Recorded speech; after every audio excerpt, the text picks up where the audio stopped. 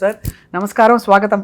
నమస్తే అండి. మరి సార్ దీనికి ఎండోక్రైన్ డిసప్టివ్ కెమికల్స్ అని ఇప్పుడు చాలా వింటున్నాము. అవును. అవన్నీ కూడా ఏవో ప్లాస్టిక్ పీల్చేస్తే అవును. ఇంకేదో లిప్స్టిక్ రాసేసుకుంటే ఇవన్నీ చేసుకుంటే కూడా మనకి ఎండోక్రైన్ సిస్టమ్ దెబ్బతిని మనకి ప్రొడ్యూస్ చేయాల్సిన ఇన్సులిన్ రెసిస్టెన్స్ సెట్ అయ్యి అంటున్నారు సార్. వాస్తవం ఇదంతా? కరెక్ట్ అండి, చాలా కరెక్ట్ గా చెప్పారు. ఇవాళ మనం ఎంతసేపు మనం ఏదో ఆహార నియమాలు పాటించట్లేదు, జంక్ ఫుడ్ తింటున్నారు, శారీరక శ్రమ తగ్గిపోయిందని ప్రతిదాన్ని అలాంటి తెలిసిన విషయాలు అంటే నోన్ రిస్క్ ఫ్యాక్టర్స్ ఆలోచిస్తున్నాం కానీ అన్నోన్ రిస్క్ ఫ్యాక్టర్స్ ఆలోచించట్లేదు. ఇప్పుడు ఎండోక్రైన్ డిస్రప్టర్స్ అని మీరు ఏదైతే చెప్పారో అవన్నీ ఏంటంటే ఇవాళ పొల్యూషన్, విష పదార్థాలు, వాయు కాలుష్యం, వాతావరణ కాలుష్యం, రేడియో ధార్మిక శక్తి కూడా కాలుష్యమే. మరి ఇన్ని రకాల కాలుష్యాలు, ప్లాస్టిక్, ఇందాక నానో ప్లాస్టిక్, మైక్రో ప్లాస్టిక్, మనం తాగేటువంటి మంచినీళ్ళల్లో మన శరీరంలో ఇవాళ తల్లిపాలల్లో కూడా ప్లాస్టిక్ ని బయట తీస్తున్నారు. అంటే మన గుండె కవాటాల్లో జబ్బుల్లో కూడా అందులో ఉన్నటువంటి పదార్థాల్లో నానో ప్లాస్టిక్స్, మైక్రో ప్లాస్టిక్స్ కనిపిస్తున్నాయి. అంటే మనం తీసుకున్నటువంటి ఆహారంలోని ప్లాస్టిక్ అంతా కూడా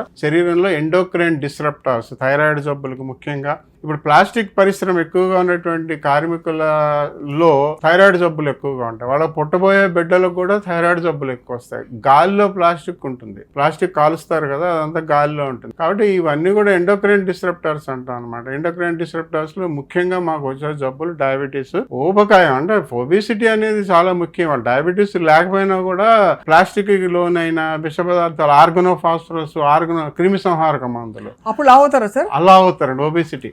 ఎందుకంటే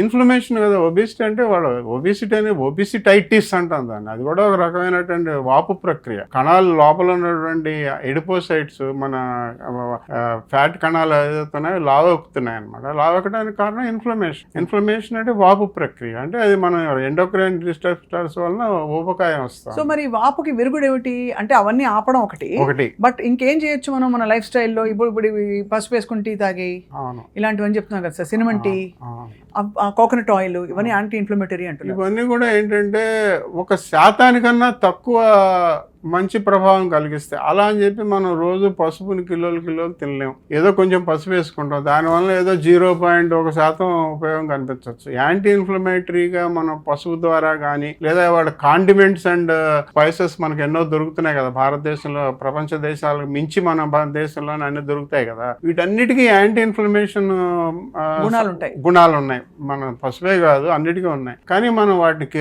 గ్రాముల లెక్కలో తినలేం కదా, ఏదో కొంచెం తినగలం. కాబట్టి వాళ్ళు ఎండోక్రైన్ డిస్రప్టర్స్ కి విరుగుడు మన ఆహారంలో మార్పులు చేయటం వలన కాదు, ముఖ్యంగా కాలుష్యాన్ని తగ్గించుకోవాలి. వాతావరణ కాలుష్యం, వాయు కాలుష్యం. ఈ మధ్యకాలంలో కోవిడ్ లో మనం ఉదాహరణ తీసుకున్నట్లయితే, కోవిడ్ లో వాతావరణ కాలుష్యం, వాయు కాలుష్యం తగ్గి డయాబెటీస్ మరణాలు 50,000 తగ్గిపోయినాయి. మళ్ళీ కోవిడ్ అయిపోయిన తర్వాత వాయు కాలుష్యం మళ్ళీ వచ్చేసరికి మళ్ళీ 50,000 పెరిగిపోయినాయి. అంత కరెక్ట్గా మనం చెప్పగలిగాం అనమాట. 6,50,000 మంది మరణాల్లో 50,000 డైరెక్ట్గా వాయు కాలుష్యానికి సంబంధించినవని చెప్పగలుగుతున్నాం. వాయు కాలుష్యం అనేది అంత ముఖ్యం అనమాట. అలాగే ఎన్నో రకాల దానికి ఏం చేయలేం కదా సార్, ఏంటి అదే గాలి మార్చలేము, నీరు కూడా మనం ఏం చేయలేము. మనం తాగేటువంటి నీరులో చాలా కాలుష్యాలు ఉన్నాయి. ఆర్గనోఫాస్ఫరస్, క్రిమి సంహారక మందులు ఉన్నాయి. మనం తీసుకున్నటువంటి తల్లిపాలల్లోనే క్రిమి సంహారక మందులు ఉన్నాయని చెప్పుకుంటున్నారు. ఆవులు కూడా ఇప్పుడు ప్లాస్టిక్ తినేసి ఆ ఆవులకి కూడా వెళ్ళిపోతున్నాయి సార్ ప్లాస్టిక్ క్రిములని కూడా. పాలల్లో కూడా నానో ప్లాస్టిక్స్ చూపించారు. మనం తాగేటువంటి ఆవు పాలల్లో కూడా నానో ప్లాస్టిక్స్ ఉన్నాయి. ఇవన్నీ కూడా రక్త నాళాల్లో ఇరుక్కుంటాయి అన్నమాట. శరీరంలో రక్తనాళాల్లోకి ఇరుక్కుని రకరకాల జబ్బులకి లోనవుతున్నాయి. చాలా భయానకమైన పరిస్థితికి అయితే వచ్చాం సార్. అంటే చేతుల్లో ఉన్నదిలా ఏమిటంటే, కొంత భక్తి ఉన్న వాళ్ళు దైవభక్తి, దేవుడిని పూజించుకుంటూ ఆహార పదార్థాల విషయంలో చాలా జాగ్రత్త పడితే కొంత మేలు సార్. అయితే ఇప్పుడు వచ్చిన ఈ సెమాగ్లూటైడ్, ఇవన్నీ కూడా GLP-1, ఈ మాడ్యులేటర్స్ అన్ని కూడా are they helpful in reducing inflammation sir? Apart from అంటే ఇన్సులిన్ రెసిస్టెన్స్ ని కొంచెం తగ్గిస్తాయి, షుగర్ ఉన్న వాళ్ళకి రివర్స్ చేస్తున్నాయని చెప్తున్నారు. బరువు తగ్గించినట్లయితే, బరువు అంటే ఏంటంటే మన ఫ్యాట్ సెల్ కదా, మన కొవ్వు కణాలు, అంతే. కొవ్వు కణాల యొక్క పరిమాణం, దాని వాల్యూమ్ తగ్గించినట్లయితే వాపు ప్రక్రియ కూడా తగ్గుతుంది. అలా వాపు ప్రక్రియ కలిగించేటువంటి సైటోకైన్స్ అంటాం అనమాట. ఆ ఎడిపోసైట్లు అని చెప్పి అవన్నీ కూడా కొవ్వులోంచి వస్తాయి. మొత్తం శరీరంలో ఉన్నటువంటి వాపు ప్రక్రియ కలిగించేటువంటి పదార్థాలన్నీ కూడా కొవ్వు కణాల్లోంచి వస్తాయి. కాబట్టి కొవ్వు కణాల పరిమాణం తగ్గినట్లయితే మనకు ఆ వాపు ప్రక్రియ కూడా తగ్గుతుంది. కాబట్టి వీటన్నిటికీ మూల కారణం ఇవాళ ఇన్ఫ్లమేషన్.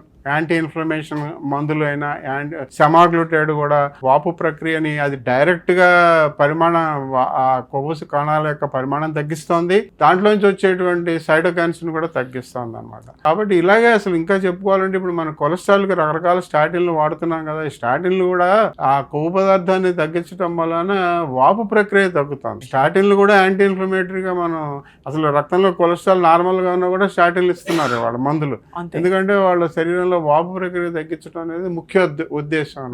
వాస్తవం సార్, వాస్తవం. So finally doctor PV Rao గారు, మీరు 40 ఏళ్ల ప్రస్థానం, మీకు స్ట్రెస్ ఉంటుంటుంది కానీ మీరు ఎక్కువ స్ట్రెస్ తీసుకునే వ్యక్తిలా అనిపించట్లేదు, చాలా నిదానంగా మీ జీవితాన్ని నడిపించారు.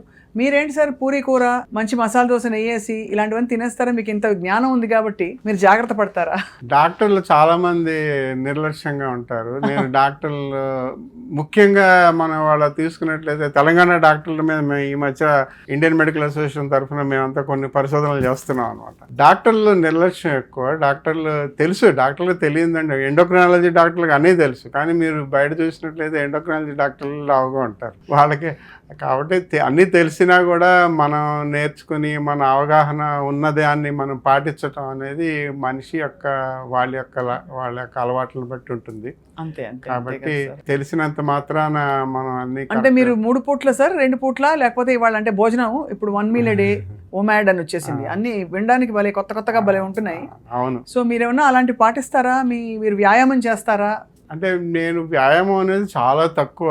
చాలా మంది చేస్తున్నారు, డాక్టర్లు అందరూ వ్యాయామాలు చేస్తారు, కానీ నేనైతే చాలా తక్కువ. ఒకప్పుడు చిన్నప్పుడు చేసేవాళ్ళం, దాని ప్రభావం ఇంకా బతికున్నామని చెప్పుకుంటాను నేను, చిన్నప్పుడు చేశాం కాబట్టి అని. ఆహార విషయంలో మాత్రం నాకు వేరే అలవాట్లు ఉన్నాయి. నా అలవాట్లు వేరే. నేను ముఖ్యంగా తినేదంతా కాయగూరలు, పళ్ళే ఎక్కువ తింటాను. నా అలవాట్లు వేరే. నా అలవాట్ల గురించి పెద్దగా చర్చించను, కానీ ఎవరి అలవాట్లు వాళ్ళ అవకాశాన్ని బట్టి. మనం ఉదయం వెళ్ళి సాయంత్రం వస్తుంటే మరి మధ్యాహ్నం పూట వండుకుని తినడం కష్టమే కదా. కాబట్టి అందరూ కూడా డాక్టర్లు అందరూ కూడా 2 పూటలే తింటారు, ఇంక అంతకన్నా తినలేరు. కొంతమంది అయితే ఉదయం తొందరగా వెళ్ళిపోతూ అసలు ఏమీ తినకుండా వెళ్ళిపోయి మధ్యాహ్నం కాఫీ కూడా తాగకుండా సాయంత్రం 1 పూటే తింటారు. ఇలా అవకాశాన్ని బట్టి వాళ్ళ అలవాట్లు మారుతున్నాయి. ఇది మంచిది, అది మంచిది కాదని చెప్పడానికి లేదు. వాళ్ళ జన్యుపరంగా వాళ్ళ శరీరానికి ఏది సరిపోయిందో అది సరే. కానీ ఏ మాట కామాట చెప్పాలంటే సార్, ఇప్పుడు బాగా ట్రిమ్గా మెయింటైన్ చేస్తున్న వ్యక్తులు, డాక్టర్లు కావచ్చు, ఇతరులు కావచ్చు, 60 ఏళ్ళు వచ్చి 50 ఏళ్ళు వచ్చి యంగా కనిపించే ప్రయత్నం చేస్తారు, కానీ మొహం కళ తప్పుతుంది సార్ అందరిది. అంటే ఒకలాంటి నిర్జీవంగా జీవితం అసలు ఎందుకు బతుకుతున్నాం అని, అంటే ఆ టైపు అంత డైట్ చేయడం కూడా అది ఒక భారమే అనిపిస్తుంది. ఇప్పుడు అందుకే ఒజంపిక్ ఫేసిస్ అని సెమాగ్లూటైడ్ మీద వాడే వాళ్ళకి ఆ శరీరం అంతా కూడా వదిలేపోయి వేలాడుతూ ఉంటుంది చర్మం అని చెప్పి అని చెప్తారు. కరెక్టే, కానీ బరువు తగ్గడం అనేది ముఖ్యమేమో, చెయ్యాలి. కాకపోతే హఠాత్తుగా 1 నెలలోనూ 2 నెలల్లో కాకుండా సంవత్సరాల తరబడి అలవాట్లు మార్చుకుంటూ, ఆహారంలో ముఖ్యంగా నూనె పదార్థాలు తగ్గించుకుంటూ, ఆహారంలో కాయగూరలు నూనె లేకుండా కాయగూరలు వండించుకునేటువంటి పద్ధతులు నేర్చుకుంటూ, ఉప్పు కూడా తగ్గించుకోవాలి. చాలా ముఖ్యం. ఉప్పు అనేది 1 గ్రాము 2 గ్రాములు ఉప్పు. ఇప్పుడు షుగర్ గురించి మనం ఇంత మాట్లాడుకుంటున్నాం, ఒక 10 గ్రాములు 20 గ్రాములు షుగర్తో, 20 గ్రాములు కాదు, 50-100 గ్రాములు షుగర్తో వచ్చేటువంటి చెడు ప్రభావం 2 గ్రాముల ఉప్పుతో వస్తుంది. మీకు ఉప్పు తగ్గిస్తే షుగర్ తగ్గుతుంది అని చెప్పడం వినటానికి ఏదో విత్తనంగా ఉంటుంది, కానీ ఉప్పు తగ్గిస్తే షుగర్ తగ్గుతుంది. ఎలా తగ్గుతుంది అనడానికి మాకు చాలా లోపల శాస్త్ర పరిశోధనలు ఉన్నాయి. ఇప్పుడు మీరు రక్తంలో గ్లూకోజ్ తగ్గించడానికి ఒక్క షుగర్ మాత్రమే తగ్గించేసి మిగతా అన్ని తీసుకుంటే కాదు, ఉప్పు కూడా తగ్గించాలి. నేను చెప్తాను, కారం, ఉప్పు, పులుపు, వేపుడు, మసాలా అని చెప్తాను.